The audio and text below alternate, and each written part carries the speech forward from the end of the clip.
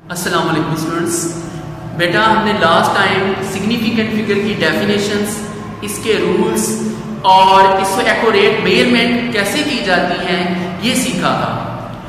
तो बेटा आज के लेक्चर के अंदर ये हमारा लेक्चर जो सा है बेटा ये 13 लेक्चर है और इसमें भी ये सीखना है कि हमारे पास वो प्रॉब्लम्स न्यूमेरिकल्स प्रॉब्लम जो सी हैं आपके पास पेज 25 पर आज हम बेटा इसमें से ये सीखेंगे।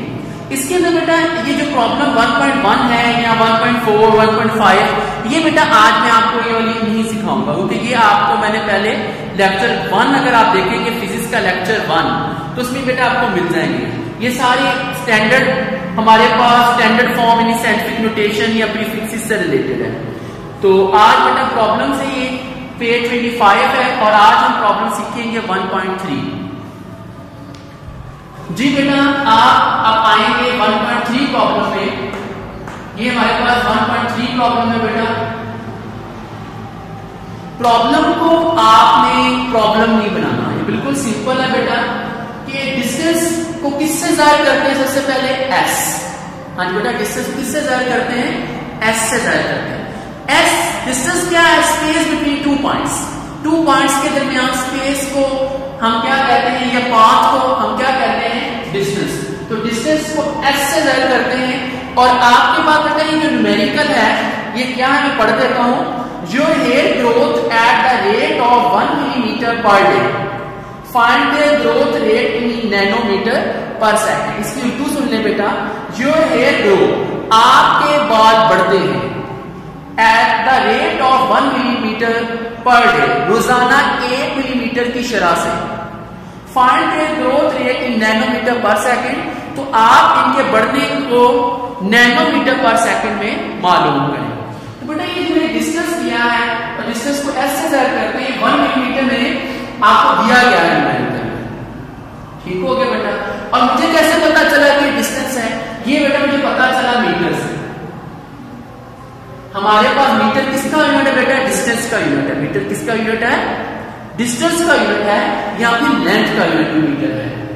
तो अब मुझे देखिए बेटा मैंने यहां पर ये कहां से आ गया? 10 रेज़ टू पावर -3। बेटा ये 10 रेज़ टू पावर -3 मैंने मिली से लिया। कहां से लिया है? मिली से। मिली हमारे पास milli small m 10 raise to power -3 के इक्वल है। हाँ जी मिली किसके इक्वल है? 10 रेज़ टू पावर -3 के इक्वल है। तो बेटा मैंने मिली की जगह 10 रेज़ टू पावर -3 लिख दिया और ये बेटा हमारा प्रीफिक्सेस है पेज नंबर 7 पर। अब ये टाइम है क्योंकि पूरे दिन की बात की जा रही बेटा तो हम ये देखेंगे पूरे दिन में कितने घंटे होते हैं। पूरे दिन में कितने घंटे होते हैं बेटा? हाँ जी 24 हमारे पास उनसे आवर्स होते हैं, 24 घंटे होते हैं। और 1 घंटे में कितने मिनट्स होते हैं? 60। और 1 मिनट में कितने सेकंड होते हैं? 60। क्यों हमने? क्योंकि पूरे दिन के सेकंड्स लेने हैं। क्यों सेकंड लेने हैं? क्योंकि आपको पता है कि टाइम का यूनिट क्या होता है? सेकंड। तो इसलिए बच्चे हमारे पास हमने इसे सेकंड में लाने के लिए ऐसा किया कि पूरे दिन के घंटे 1 घंटे के मिनट्स और 1 मिनट के सेकंड लिए ताकि हम सेकंड पूरे दिन के फाइंड कर सकें। वो कितने हैं? 86,400 सेकंड। ये 86,400 सेकंड हमारे पास। हमें क्या चाहिए? स्पीड।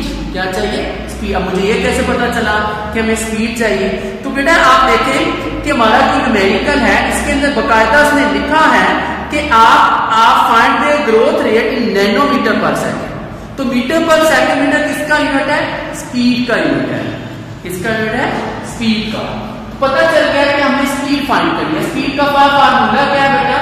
Distance by time. हाँ जी स्पीड का क्या फार्मूला है बेटा? Distance by time. हमारे पास स्पीड का फार्मूला है डिस्टेंस बाय टाइम। अब हम ये देखेंगे कि हमारे पास डिस्टेंस कितना है? वो है 1 मल्टीप्लाई 10 रेज़ टू पावर -3। और इसी तरह बेटा हमारे पास टाइम कितना था?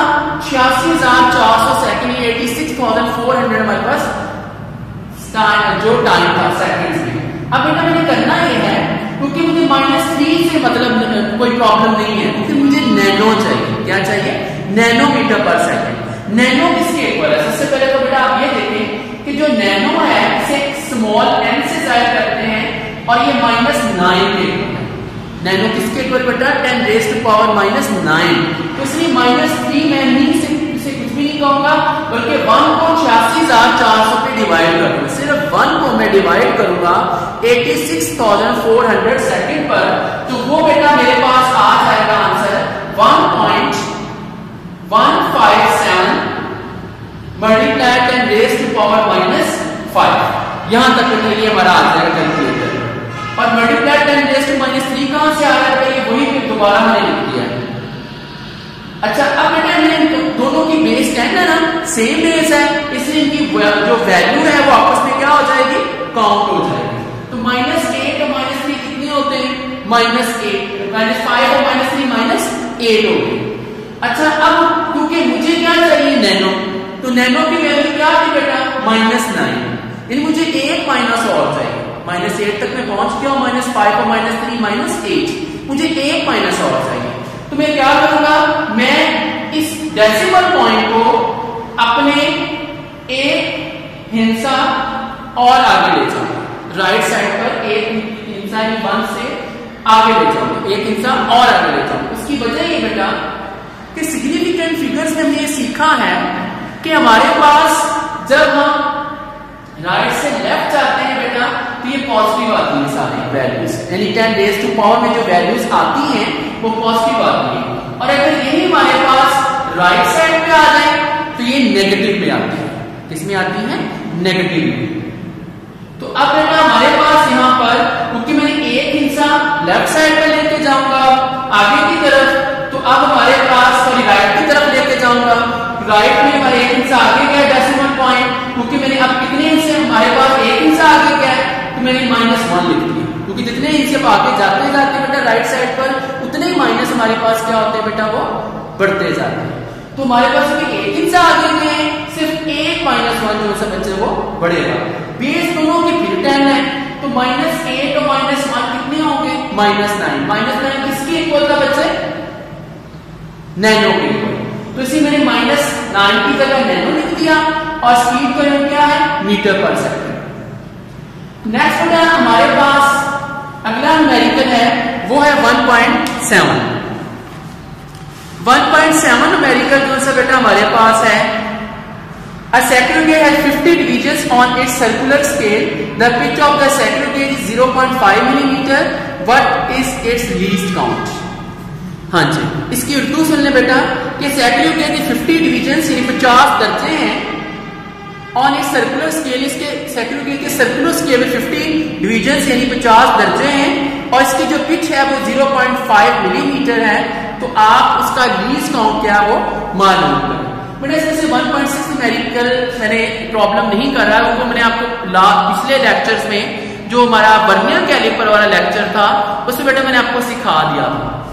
तो अब 1.7 में मैं नंबर ऑफ डिवीजन एंड 50 दे देंगे।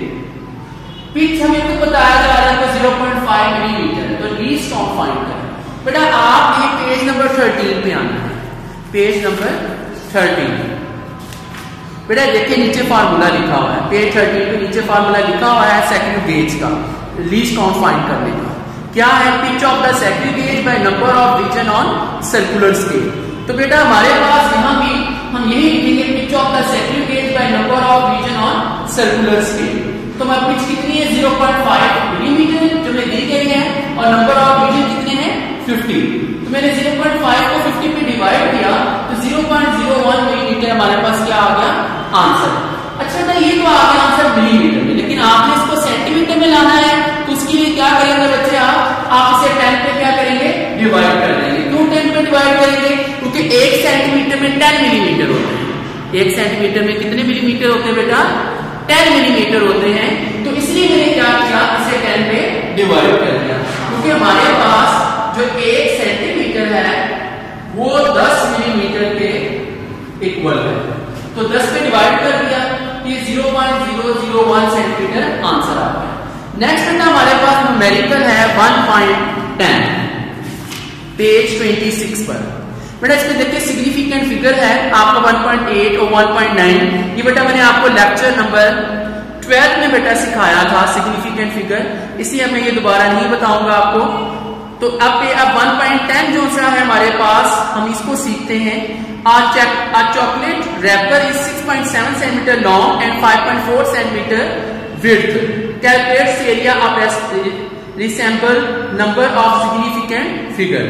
इसे उर्दू में कहेंगे कि हमारे पे एक चॉकलेट रैपर है जो 6.7 सेंटीमीटर लंबा और 5.4 सेंटीमीटर चौड़ा है। तो आपने सिग्निफिकेंट फिगर का क्या रखते हुए इसे हल करना है। बेटा सबसे पहले मतलब जो लेंथ ली है वो 6.7 सेंटीमीटर है, विड्थ में 5.4 सेंटीमीटर दी गई है। एरिया फाइंड करना है। असल में हमारे पास जो चॉकलेट रैपर है ये रेक्टेंगुलर है। चॉकलेट रैपर क्या है? रेक्टेंगल। इसकी लेंथ ज्यादा और इसकी विड्थ जो है वो कम है। तो जो वहां पर रेक्टेंगल का एरिया फाइंड करने का फार्मूला है area equal length multiply width है। तो लेंथ कितनी थी 6.7 और विड्थ कितनी थी 5.4। इन दोनों को मल्टीप्लाई करें तो 36 सेंटीमीटर हमारे पास सेंटीमीटर स्क्वायर आंसर आ जाए। अब बेटा असल में हमारे पास आंसर 36 सेंटीमीटर स्क्वायर आंसर नहीं है, असल में आंसर है 36.18 सेंटीमीटर स्क्वायर। लेकिन आपने क्योंकि हमसे कहा जा रहा है कि आपको सिग्निफिकेंट फिगर का क्या रखते हुए सॉल्व करना है, तो आप ये लिख देंगे कि ये 36 सेंटीमीटर स्क्वायर देगा, क्योंकि पॉइंट से आकर जो एग्जाम पर डाउटफुल है तो फिर हम सिर्फ 36 सेंटीमीटर स्क्वायर जो है वो लिख देंगे। हमारे पास एरिया का जो यूनिट है बेटा वो मीटर स्क्वायर है या फिर छोटा सेंटीमीटर स्क्वायर है। हाँ जी बेटा, आज हमने प्रॉब्लम सीखी जो पेज नंबर 25 पर और 26 पे थी फर्स्ट चैप्टर की।